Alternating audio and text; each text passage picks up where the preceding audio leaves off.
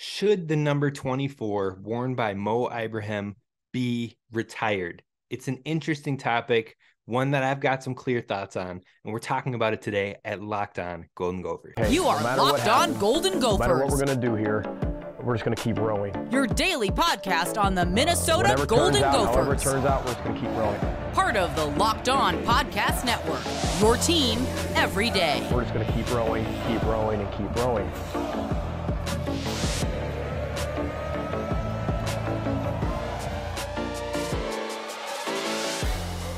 You're listening to Locked On Golden Gophers, part of the Locked On Podcast Network, your team every day. My name's Kane Robb, host of the podcast, former collegiate football video coordinator and recruiting assistant, here to talk Golden Gophers with you each and every day of the week, Monday through Friday. And we talked about the game yesterday, the bowl game. We recapped it live after the game. If you did not hear that because you only watch on the or listen on the audio platforms, I'll get that recap up later this afternoon as well. But today we're going to talk about Mo Ibrahim, and we're going to talk about retiring his number. Is that something the Gophers should legitimately consider? Be sure to follow wherever you get your podcast at Locked On Golden Gophers, and be sure to hit subscribe. But let's dive in. Tanner Morgan mentioned to the media after the bowl game that they should retire the number 24 tomorrow. Well, tomorrow is today, so while I don't think it'll happen that fast, it could happen. I think that there is some credence to what he is saying. Now, before we dive into that, here is what Tanner said in the presser after that game.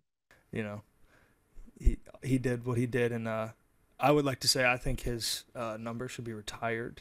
Mr. Coyle and President Gable. That's my personal opinion. Ring of Honor, whatever it's called, retirement. I don't think anybody should ever wear the number 24 ever again at this university because of what he's meant to the culture, to the team, but his impact as a person, which has gone greater than any record he's ever set. So that's my last little pitch. I think his number should be retired tomorrow.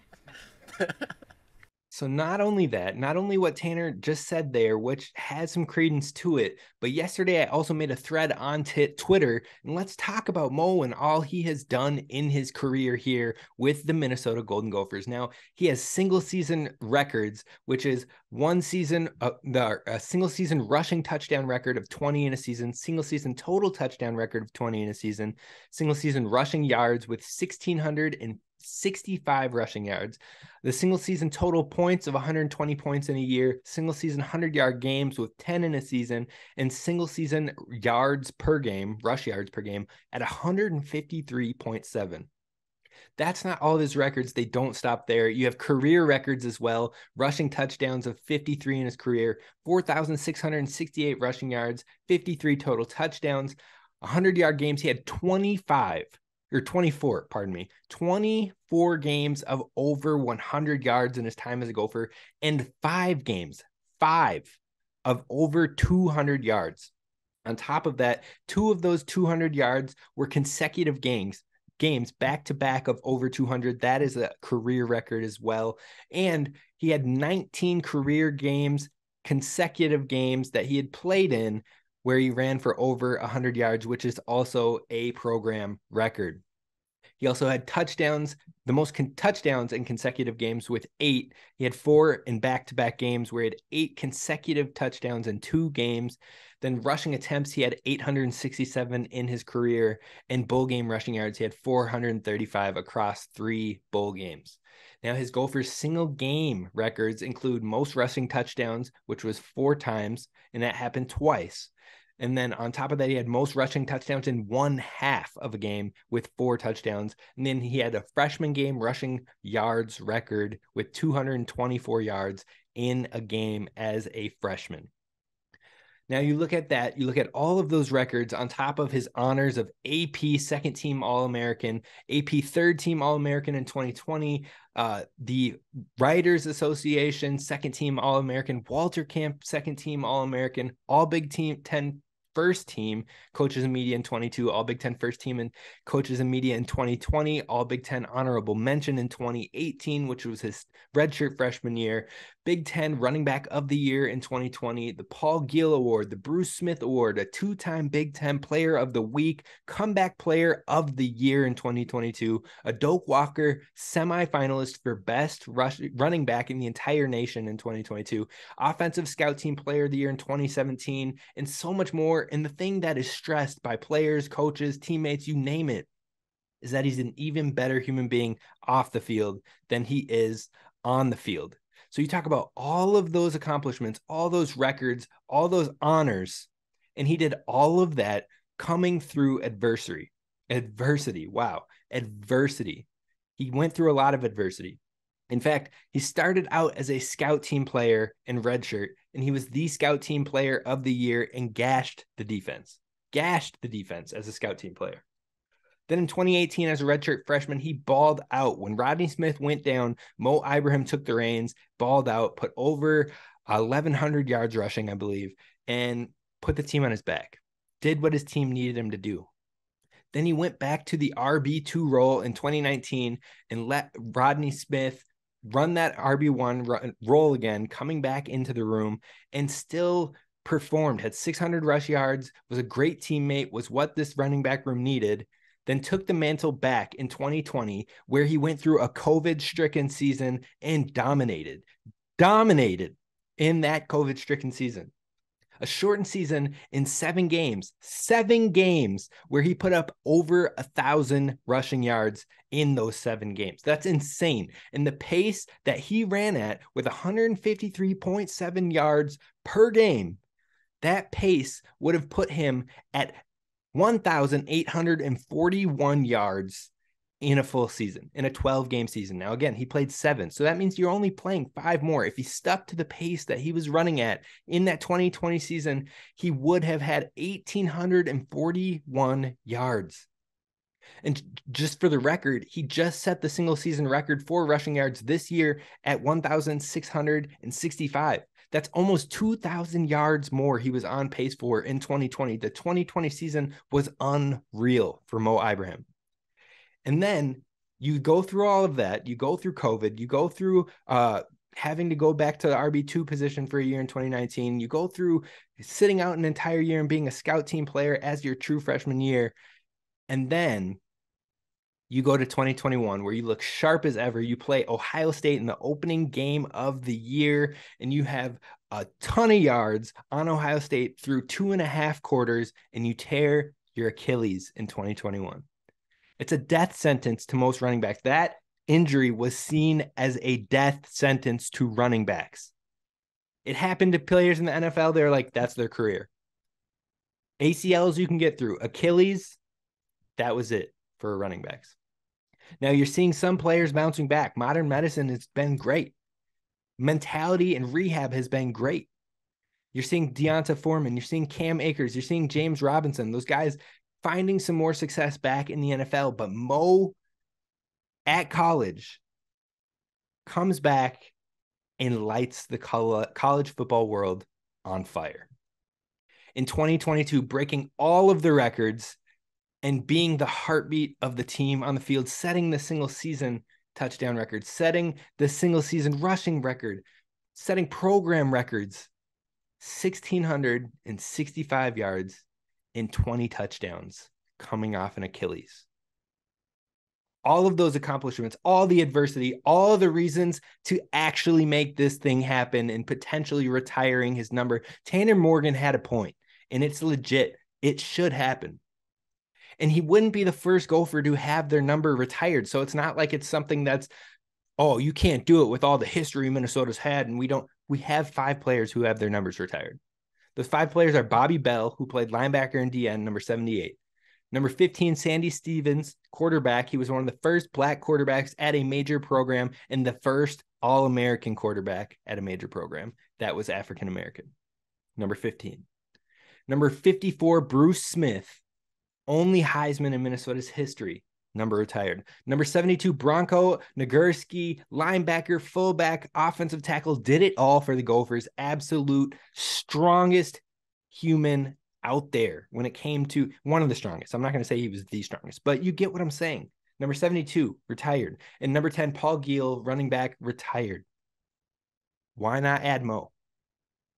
Let's add 24 to that list because Mamba Mo, number 24, Kobe Bryant, Mamba Mo, and the mentality that he did going through the same devastating injury of an Achilles tear, going through unprecedented adversity and setting program records.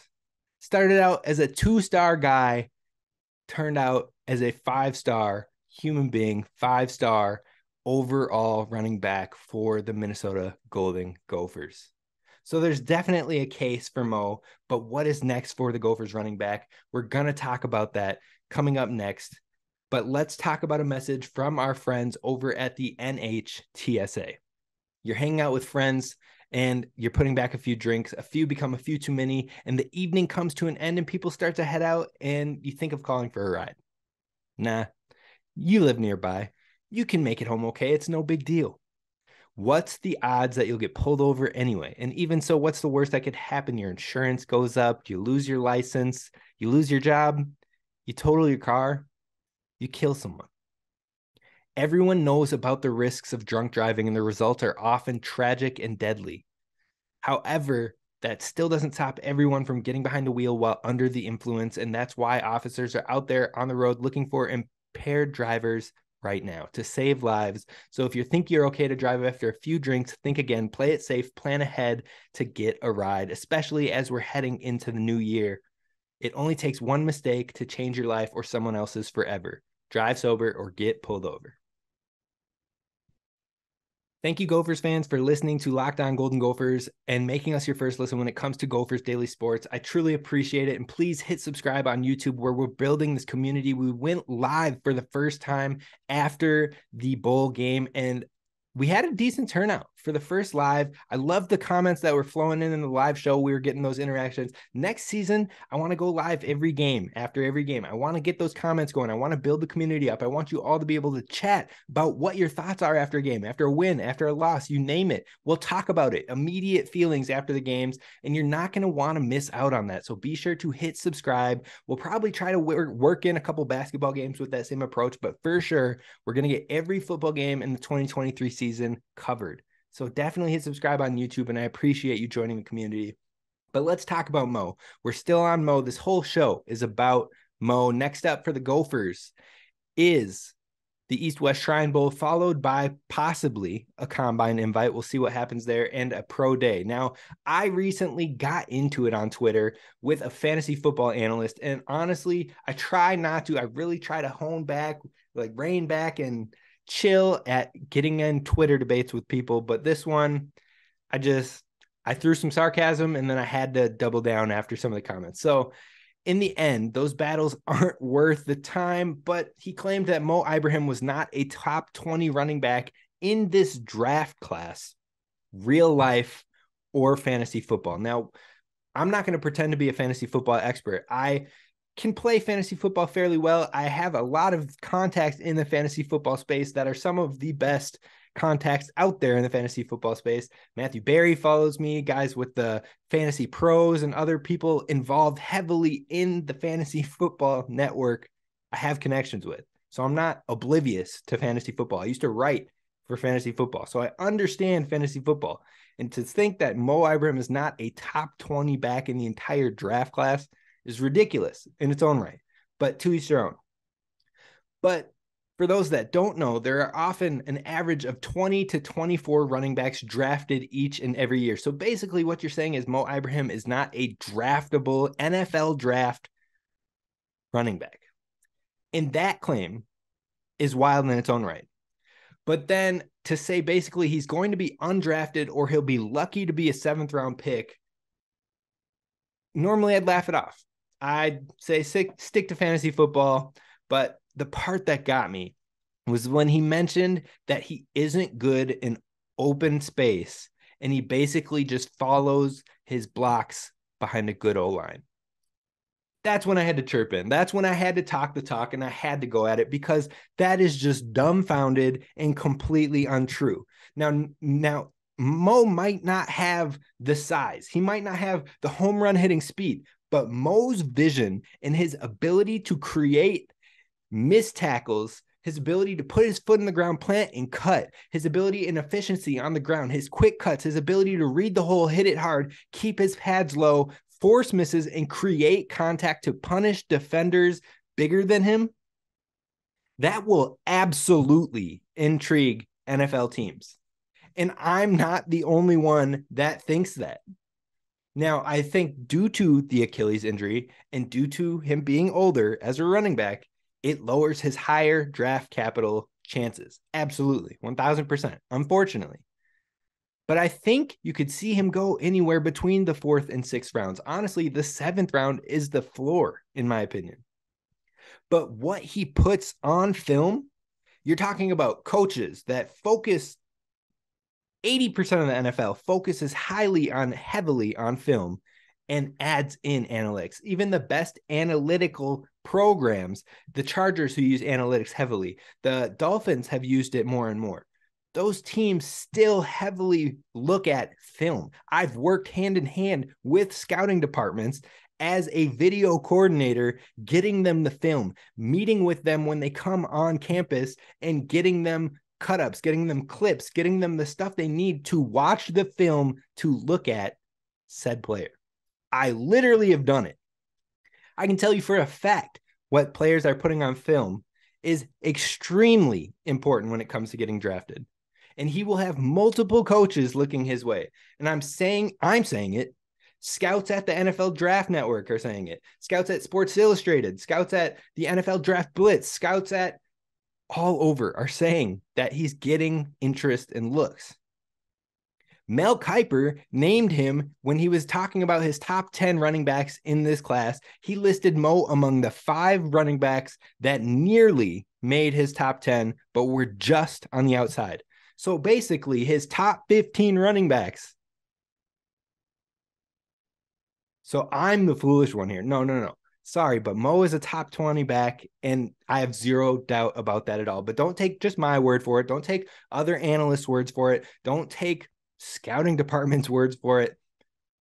Coach Rossi, defensive guru, defensive coordinator for the Minnesota Gophers, was quoted in an article where he spoke with someone from Yahoo and said, I know some guys who coach defense in the league, and they're like, and I quote, this guy is the guy, the best guy, Rossi said. He's going to have a bright career because he makes something out of nothing. Some guys need space. Some guys want to slash and want to bounce things. You don't bounce things in the NFL. If you bounce things in the NFL, your career is short. You've got to be able to create. You've got to be able to set up blocks. You've got to be able to get things when things aren't there. And that's Mo.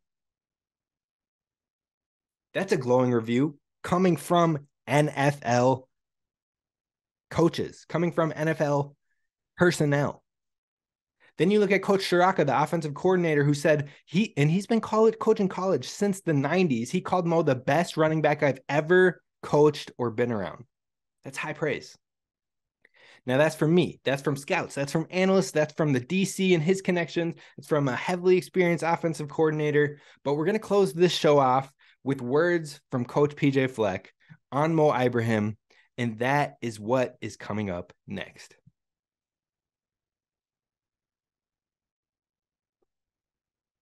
All right, so we've talked about Mo. We've talked about what's next for him when he's going to the Pro Prep Bowl game of the East-West Shrine Bowl. He's likely to be drafted. I think that he will really help himself in different areas. Now, the Pro Day, I think his agility can be shown. I think that his quick burst can be shown. But I think that things like the 40 aren't going to play in his favor. His size measurables probably won't play in his favor. But in the end, the film and the ability to meet with these coaches and personnel, interview with coaches and personnel is going to help Mo, because Mo is a leader of men on and off the field. But speaking to Coach Fleck after the presser, here is what Coach Fleck said when it came to Mohamed Ibrahim. Yeah, well, first of all, I think you got to go back to type one. Tanner already hit on type of person he is. I mean, he's the ultimate overachiever, period. I mean, there's nothing you can tell him that he can't do. And it goes back to his recruiting process. I bet you, there's a lot of people who like Mohamed Ibrahim on their team. And there's going to be a lot of NFL teams that like him on their team. I've never seen a player better in 12 yards. And that's the best compliment I can give him, because that's where football's played really at the next level, within 12 yards. And, but it goes back to watching him in high school, watching him, his desire to be the best, being able to overcome adversity. He's got an incredibly poised mind, confident heart. He has a unique ability for a young person to make really educated decisions and not rush into something. He's incredibly intelligent, and he's one of the greatest football players I've ever been around. It's so fun because he's going to be a coach one day. At least that's what you told me. And now you just got to pick Coach Burns or me. So that's going to be interesting. And so I'll win that one, by the way, just so you know.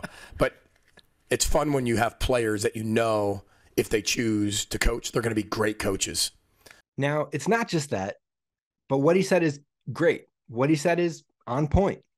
But it's not just that. He also mentioned in an article that he has talked with Mo, and they've talked about that he is the king of twos, not the king of the number two, king of TOOs. Too small, too short, too slow, too everything. Coach Fleck said he hasn't seen a guy earn more respect on a team than Mohamed Ibrahim throughout his entire career. And he's had to earn every single thing that he's gotten. Every single thing.